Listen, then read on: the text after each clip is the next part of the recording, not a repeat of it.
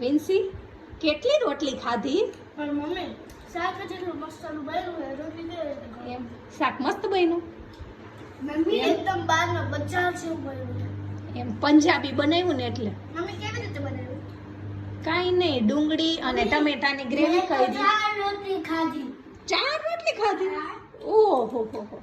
જો ડુંગળી અને ટમેટાની ગ્રેવી કરી, પછી એને ફ્રાય કરી સરસ તેલમાં એકદમ, પછી ચણા નાખી દીધા, પછી બજારમાં હોટલમાં ક્રીમ નાખે, મેં ક્રીમ નહીં, આપણે ઘરે મલાઈ સરસ હોય ને મલાઈ નાખી અને એકદમ ઉકળવા દીધી, પછી કસૂરી મેથી નાખી, પછી એકદમ હા એ કસૂરી મેથી નાખે પંજાબી શાકમાં, બાર હોટલમાં જાય ને ત્યાં, પછી એકદમ ઉકળવા દીધું સરસ ઢાંકીને, એટલે મસ્ત થઈ ગયું મસ્ત બહાર ગયો ને ને.